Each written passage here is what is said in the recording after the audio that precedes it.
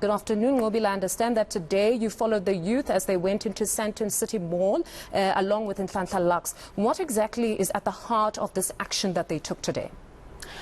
Well, from what we know at this point is that the youth is saying that they have applied for jobs and they have qualifications for jobs, but at this point they are not finding jobs. I mean, we know that the country is already experiencing high unemployment rate, and of course young people at this point are the ones that they're finding themselves without jobs. So today we found ourselves in Sandton City, where Nhlanhla Lux, of course, joined by the youth, from our understanding mostly from Alexandra as well as Soweto. That's where they were basically singing and also at the same time delivering their CV. They're saying that this is very important because they feel that at this point the employment ratio in terms of South Africans as well as foreigners is not exactly according to what it's supposed to be. They feel that South Africans are at the end where they're not receiving jobs because of the higher ratio of employment of foreigners. Of course, these are allegations. It's something that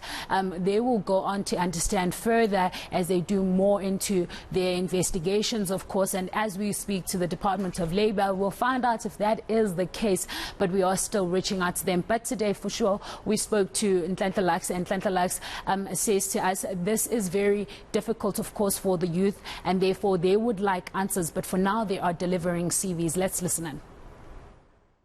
Here to remind South Africa what's happening here is happening in other malls across the country. We are here to remind South Africans owning businesses, employing foreigners, be it illegal or legal.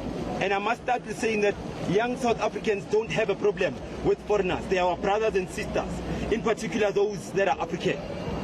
We love them with everything, but sisterhood and brotherhood is not going to be an excuse to leave South Africans behind in their own country. Yes. So the message is simple. The young people have brought their CVs, they showed will.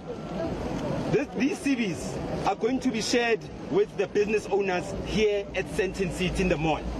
In particular, the restaurant space and the retail space. Because the restaurant space and the retail space are low-skill jobs. You're not required to build a helicopter. It's a low-skill job. Bring plate, take plate. You know, Ngobile, if somebody didn't have an appreciation of how deep-rooted this problem is, you've got young people who actually have qualifications that have gathered in their numbers here. Today we see that there's a lot of people who are unemployed. How long of a period have they given the restaurant industry to employ the locals, or at least get back to them?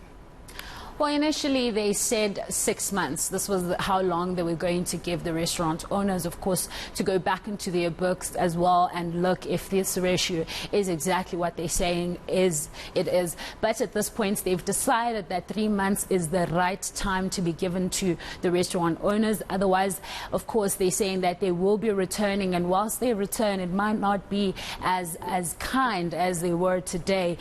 So in a way, this was like a warning shot, and of course, going forward, then they will take further steps. But they were just saying that as young South Africans, this is very difficult for them. A lot of South Africans, Nhlanhla Lux even going as far as telling us that some of those young people that were there did not know what they were going to eat tonight. And so this is very important because going forward, they need these jobs. I even asked him if he's saying then that people must be taken out of job for South Africans to be given the job. And he said it's not the case, but what they want is fair. They want everything to be fair. They're not saying that people must not be employed, but they're saying South Africans must come first. They feel at this point that the South African voice is drowning as a result. They are the ones coming out and speaking out, and they feel at this point that South African young people are finding themselves in prisons doing things that are wrong. He even said that if you were to go into a prison, you'll see more numbers of South African young people in there